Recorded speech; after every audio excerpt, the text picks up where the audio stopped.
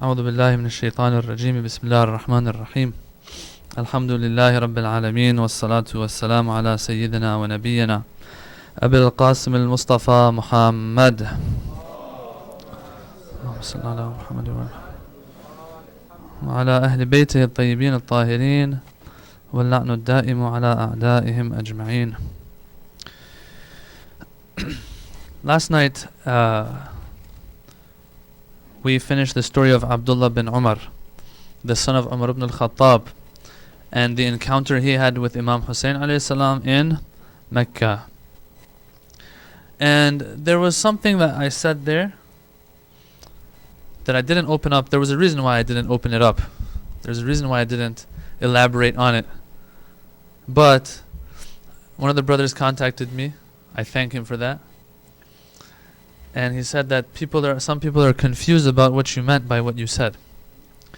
And if you're confused there, if I open it up, it might be more problems, but it's okay. It's okay. I'm getting used to it. I'm going to open it up inshallah tonight. Explain what I meant. Why?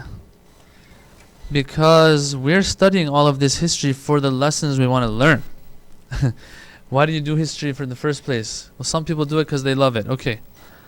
But that's not gonna get you anything in the akhirah. Yeah, some people think they have a passion for things. They're not gonna do anything for them in the akhirah. Someone, for example, the more likes they have on a post or on their Facebook page, the happier they are. Brother, sister, you won't get a lollipop in the akhirah even for that. History, same thing. I mean, if you're gonna get something out of history, alhamdulillah, it's good, worth it. But if you're doing history just for the sake of history, no good. We want to get these lessons. So yeah, I felt like it's a good idea to open it up a little bit, what the lesson I'm trying to draw from that story.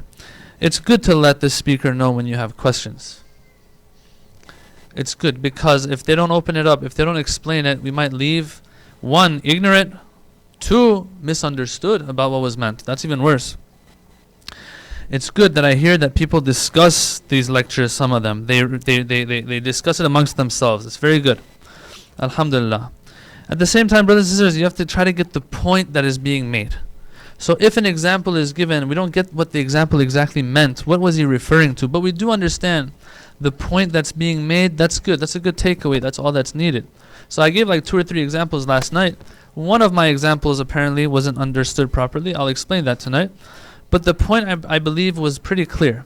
And we'll reiterate that tonight as well, inshallah. And at the same time, I shouldn't assume that everything I say is always clear either. Yeah, sometimes we will, because of such a spectrum of people and their learnedness of Islam and their familiarity, their acquaintance with Islam and Islamic thought and Islamic history, sometimes it gets hard for us to explain something because we feel if we explain it, we've caused more confusion maybe. Or we've bored some people because they already know, but we have to explain it for those who don't know. But nonetheless, I feel like it's very important because I feel the majority of us might need this. So inshallah tonight, we're going to move off track a little bit. We're going to explain what was meant last night by an example that I gave so that we can take heed, so we can take lesson from history. Yesterday we were talking about Abdullah bin Umar. And when he sees Imam Hussein in Mecca, he tells him, don't go to Karbala, or don't go. Because if you go, I've heard the Prophet said that you're going to be killed. And whoever doesn't aid you will become dhalil, will be abased, will fall to the lowest levels. This is what I've heard the Prophet. So, oh Hussein, don't go. And then Imam Hussein tells him about how he has to go and all of that. Once Abdullah bin Umar sees that that Imam Hussein wants to go no matter what, and he's determined to go, he weeps, kisses the Imam's chest, tells him, Astawdi'uka Allah, I entrust you with Allah, I leave you to the mercy of Allah, may Allah protect you and all of that. And I am bidding you farewell, O Abu Abdullah. We said this was a test, and he's one of the elites, he's one of the Sahaba. Although he was very young when the Prophet passed away apparently, if I'm not mistaken. But nonetheless, they consider him a Sahabi. So if you're Sahabi, people are taking deen from you. People are taking deen from you. The Shia school, of course, takes the deen from Ahlul Bayt. But our Sunni brothers and sisters, after the Quran, after the Prophet, who do they go to? They go to the Sahaba, the ones who were around the Prophet, to learn the deen from them. We don't believe them to be infallible. So if there is an infallible individual, which we do believe there was, we'll go to them. But yeah, in the case of no infallible being there, usually the next person in line are the companions of an individual that was a prophet. Okay.